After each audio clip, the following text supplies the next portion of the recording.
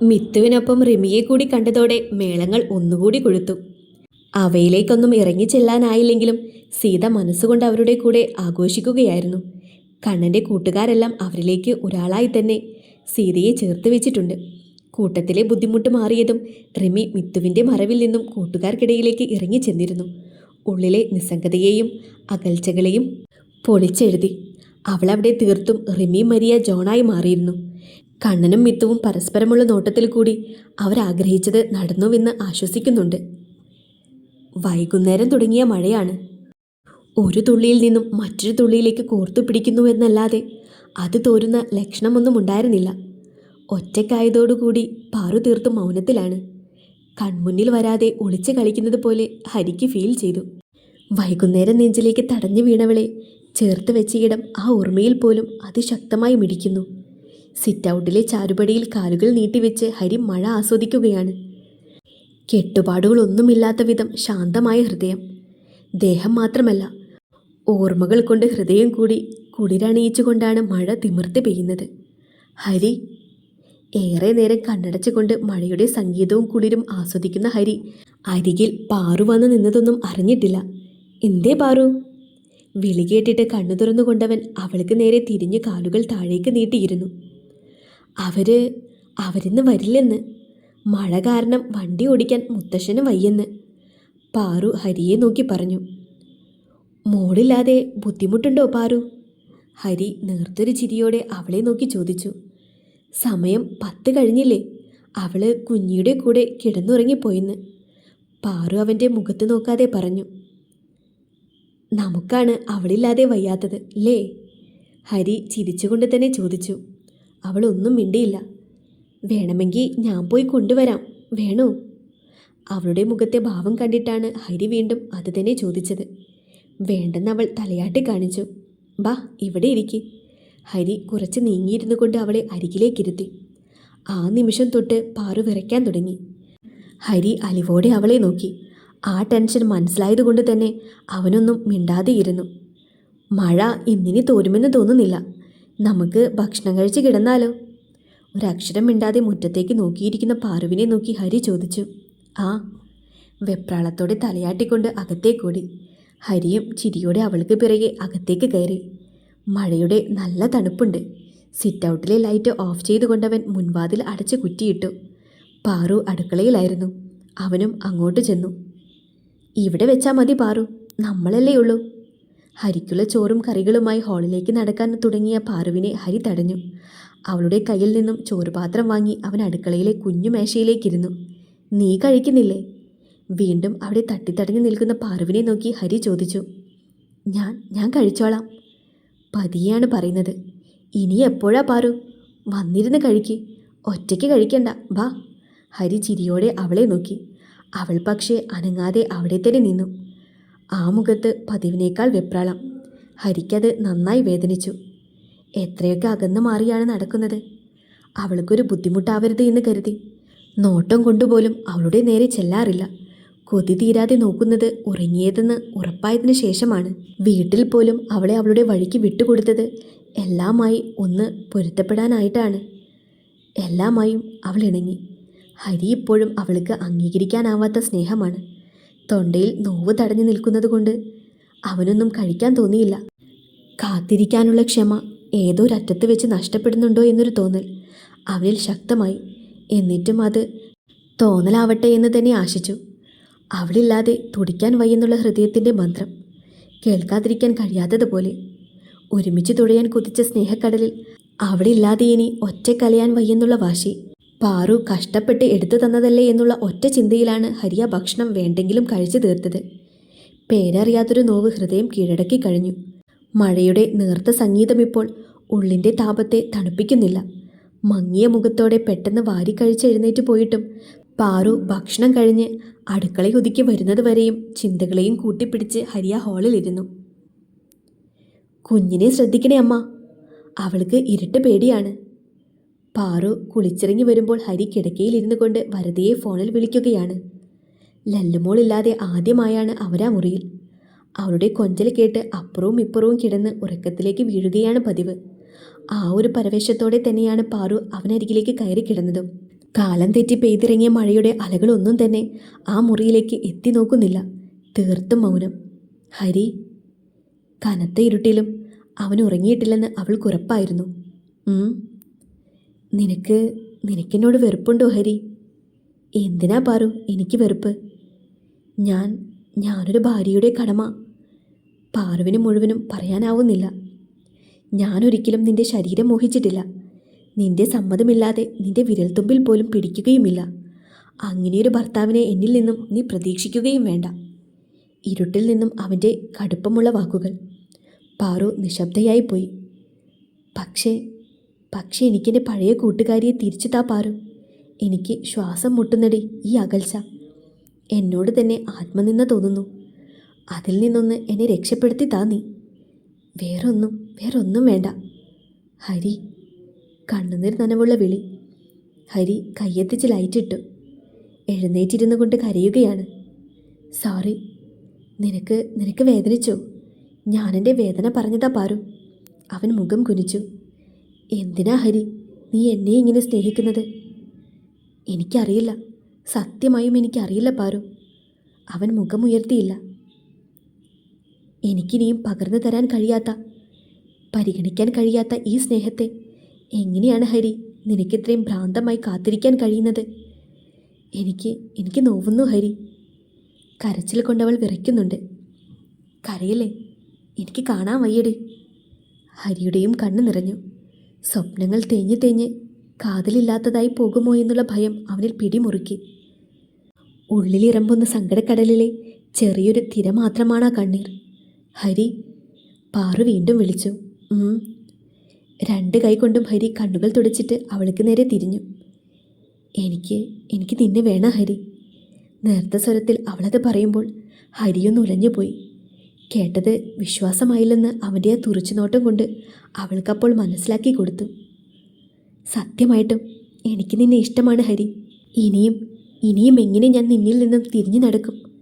തോൽപ്പിച്ച് കളഞ്ഞില്ലേ നീ? സ്നേഹിച്ച് കൊണ്ടെന്നെ തോൽപ്പിച്ച് കളഞ്ഞില്ലേ നീ? ഹരിയെ ഇറുക്കി കെട്ടിപ്പിടിച്ചുകൊണ്ട് പാറു പറയുമ്പോൾ അവൻ്റെ ശ്വാസം നിലച്ചതുപോലെ വിറയ്ക്കുന്ന കൈകൾ കൊണ്ടവൻ അവളെ കൂടുതൽ നെഞ്ചിലേക്ക് അണച്ചു പിടിച്ചു. അപ്പോഴും അവൻ്റെ നിറഞ്ഞ കണ്ണുകൾ ഇറ്റു വീണ് അവളുടെ നെറ്റിയിൽ പതിഞ്ഞിരുന്നു. ഹരി. വിറയൊടുങ്ങാത്ത കൈകൾ കൊണ്ടവൻ അവളുടെ കവിളിൽ ചേർത്ത് പിടിച്ചു. പാറുവിൻ്റെ നെറ്റിയിൽ പതിഞ്ഞ ആദ്യ ചുംബനം. അതിനവൻ്റെ ജീവൻ്റെ വിലയുണ്ടായിരുന്നു. കാത്തിരിപ്പിൻ്റെ തണുപ്പുണ്ടായിരുന്നു. അതിനെല്ലാം പുറമെ ഉള്ളിൽ അവൻ ഒരുക്കി വെച്ച സ്നേഹക്കടലിൻ്റെ താങ്ങാനാവാത്ത ഭാരമുണ്ടായിരുന്നു. കൊതിയോടെ അവൻ്റെ കണ്ണുകൾ അവളിലാകെ ഓടി നടന്നു. അപ്പോഴും അവൾക്കത് ഇഷ്ടമാവില്ലെന്നുള്ള പേടി കൊണ്ടാണ് അവൻ ആ മോഹം ഉള്ളിലൊതുക്കിയത്. എനിക്ക് നിന്റെ സ്നേഹം മുഴുവനും അറിയണം ഹരി. വിറയലോടെ പാറുവിൻ്റെ ശബ്ദം. ആ കണ്ണുകളിൽ തന്നോടുള്ള സ്നേഹം ഹരിയുടെ പിടിവിട്ടു തുടങ്ങിയിരുന്നു.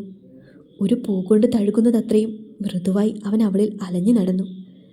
തളർന്നു പോയപ്പോഴൊക്കെയും ഒരൊറ്റ തലോടൽ കൊണ്ടവളിൽ വസന്തം വിരിയിക്കാൻ ഹരിക്ക് കഴിഞ്ഞു. കിതച്ചും കുതിച്ചും പാറു അവൻ്റെ പ്രണയത്തിൽ പിടഞ്ഞു.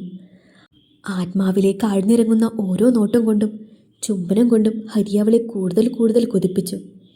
ഗിരീഷ് എന്ന മനുഷ്യമൃഗം അവളിലേക്ക് ആഴ്ന്നിറങ്ങിയ വേദനകളൊക്കെയും മറക്കാൻ പാകത്തിന് ഹരി അവളെ സ്നേഹം കൊണ്ട് മൂടി. നേരിയൊരു ചാറ്റൽമഴ പോലെ പെയ്തിറങ്ങിയ അവൻ അവളെയൊട്ടും നോവിക്കാതെ തന്നെ പെരുമഴയായി ആർത്തുലച്ച് പെയ്തു തുടങ്ങിയിരുന്നു. അന്ന് ആദ്യമായി പാറു റാണിൻ്റെ കരുത്തറിഞ്ഞു. സ്നേഹത്തിൻ്റെ കനമറിഞ്ഞു. പ്രണയത്തിൻ്റെ പുത്തൻ ഭാവങ്ങൾ അറിഞ്ഞു. കരുതലെന്നാൽ അത് സ്നേഹമെന്ന് തന്നെയല്ലേ? ആര്യയുടെ വിവാഹമാണ്. മുന്നിൽ നിന്നിട്ട് പറയുന്ന അമ്മയെ കാർത്തിക് ദയനീയമായി നോക്കി. പ്രൗഢിയും പ്രസരിപ്പുമില്ലാതെ വിളറി വെളുത്ത അമ്മയെ നിർജീവമായ മിഴികൾ കൊണ്ടവൻ തഴുകി തലോടി. ഒരു കരച്ചിലവൻ നെഞ്ചിൽ തടഞ്ഞു വെച്ചിട്ടുണ്ട്. ചെയ്തു കൂട്ടിയതെല്ലാം എന്തിനു വേണ്ടിയെന്ന് നിരന്തരം ചോദിച്ചിട്ടും ഉത്തരം കിട്ടാത്ത ചോദ്യമാണ്. ജീവിതത്തിൻ്റെ മുക്കാലും ഇനി ഈ തടവറയിൽ തീർക്കേണ്ടി വരുമെന്ന ഓർമ്മ തന്നെ പൊള്ളിപ്പിക്കുന്നുണ്ട്. അതിനകത്ത് നടക്കുന്ന മനസ്സ് മടുപ്പിക്കുന്ന പീഡനകഥകൾ അവൻ ഓർക്കാൻ തന്നെ പേടിച്ചു. ജിതിനും മനോജും അവനേക്കാൾ തകർന്നു പോയിരുന്നു. മരപ്പാവ പോലെ ഓരോ ദിവസവും ജീവിച്ചു തീർക്കേണ്ടി വന്നതിൻ്റെ കുറ്റബോധം അത് വിചാരിക്കുന്നതിലും ഭീകരമാണ്. അച്ഛനും കൂട്ടരും ഇപ്പോഴും ഇടഞ്ഞു തന്നെയാണ്. ആര്യയ്ക്ക് വരുന്ന ആലോചനകളെല്ലാം നിന്റെ പേരിൽ മുടങ്ങിപ്പോയിരുന്നു. ഇതവളെ കണ്ട് ഇഷ്ടപ്പെട്ട് വന്നൊരു ചെക്കനാണ്. അപ്പോൾ ജാതി മതം എന്നൊക്കെ പറഞ്ഞ് നിന്റെ അച്ഛനും അച്ഛൻ്റെ കൂട്ടരും വീട്ടും പ്രശ്നമുണ്ടാക്കി. ഒടുവിൽ ശ്രീനിലയത്തിലെ മാമന്മാരാണ് കല്യാണത്തിന് മുൻകൈ എടുത്തത്. കരഞ്ഞും വിക്കിയും മൂളിയും അമ്മ പറയുന്നതൊക്കെ കാർത്തിക് നോവോടെ കേട്ടു നിന്നു. നിന്റെ ജീവിതം തുലഞ്ഞു, അവളെങ്കിലും രക്ഷപ്പെട്ടു പോട്ടെ. എൻ്റെ മനസ്സിലിപ്പോൾ അത് മാത്രമേ ഉള്ളൂ. രാജി ഇറങ്ങിപ്പോയിട്ടും ആ ഇരുമ്പ് കമ്പികളിൽ മുഖം ചേർത്ത് വെച്ചുകൊണ്ട് കാർത്തിക് അതേ നിൽപ്പ് തുടർന്നു.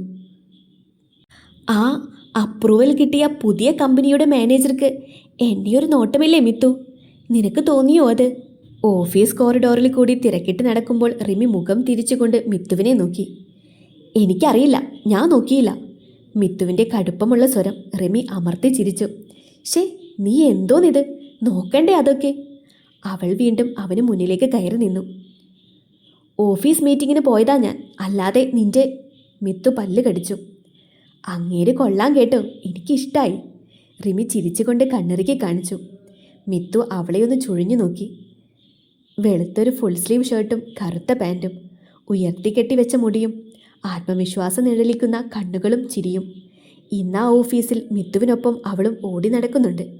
തോറ്റുകൊടുക്കാൻ മനസ്സില്ലെന്ന് വീണ്ടും വീണ്ടും പറഞ്ഞുകൊണ്ടവൾ ഒരു ഫീനിക്സ് പക്ഷിയെപ്പോലെ പറന്നുയർന്നിരിക്കുന്നു, ഭൂതകാലത്തിൻ്റെ അവശേഷിപ്പ് ഒന്നുമില്ലാതെ. ദാ നിക്ക്, പോവല്ലേ. മുന്നോട്ട് നടക്കുന്ന മിത്തുവിൻ്റെ മുന്നിലേക്ക് കയറി നിന്നുകൊണ്ട് റിമി വീണ്ടും വിളിച്ചു. നടുവിന് കൈകൊടുത്തുകൊണ്ടവൻ അവളെ നോക്കി. ശേഷം അവളുടെ കൈപിടിച്ച് വലിച്ചുകൊണ്ട് ചുവരിൽ ചേർത്ത് നിർത്തി. നീ വേറൊരുത്തനെ വായി നോക്കിയെന്ന് അറിഞ്ഞാൽ തളർന്നു പോവാൻ മാത്രം ശക്തിയുള്ളൂ മിഥുൻ്റെ പ്രണയത്തിനെന്ന് പൊന്നുമോൾക്ക് തോന്നുന്നുണ്ടോ? മിഥുൻ്റെ ചോദ്യത്തിന് ഇല്ലെന്ന് തലയാട്ടി കാണിച്ചു. പിന്നെ എന്തിനാ ഈ പ്രഹസനം? മിത്തുവിൻ്റെ കുസൃതി നിറഞ്ഞ മുഖത്തേക്ക് അവൾ പ്രണയത്തോടെ നോക്കി. ചുമ്മാ ഒരു രസം. റിമി എളിച്ചു കാണിച്ചു. എങ്കിൽ അത് വേണ്ട. റിമി മരിയ ജോൺ ഈ മിഥുൻ പ്രഭാകരൻ്റെ സ്വന്തമാണ് കേട്ടോ.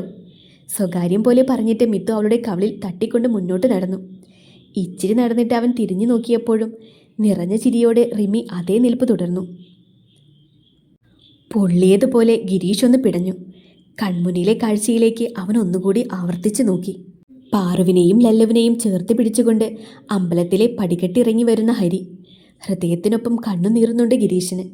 നഷ്ടപ്പെടുത്തി കളഞ്ഞ ആ സൗഭാഗ്യം എന്തിനു വേണ്ടിയെന്ന് ആ നിമിഷം ഉള്ളിലൂടെ പാഞ്ഞുപോയി. ആണത്തമില്ലാതെ തൻ്റെ കൂടെ ജീവിക്കാൻ എനിക്കിനി വയ്യ, ഞാൻ പോണ്. തിരിഞ്ഞു വരരുത് ദയവ് ചെയ്ത്. എനിക്ക് നിങ്ങളെ മതിയായി. ഞാനിനി എൻ്റെ ഇഷ്ടം പോലെ ജീവിക്കും. ഗിരീഷിൻ്റെ കാതിൽ ശരണ്യയുടെ പുച്ഛം കലർന്ന സ്വരം. അവൾ ഇറങ്ങിപ്പോയിട്ട് ഇന്നേക്ക് 4 ദിവസം പിന്നിട്ടു. മതിയായ കാരണങ്ങളില്ലാതെ ഒരു മനുഷ്യനിൽ നിന്നും ഇറങ്ങി നടക്കുമ്പോൾ അയാൾക്ക് എത്ര വേദനിക്കുമെന്ന് ഗിരീഷ് മനസ്സിലാക്കി. നീറിപ്പുകഞ്ഞപ്പോൾ ഇത്തിരി ആശ്വാസം തേടിയാണ് അമ്പലത്തിലേക്കൊന്നിറങ്ങിയത്. ഒരു ശരാശരി മനുഷ്യനെ പോലെ.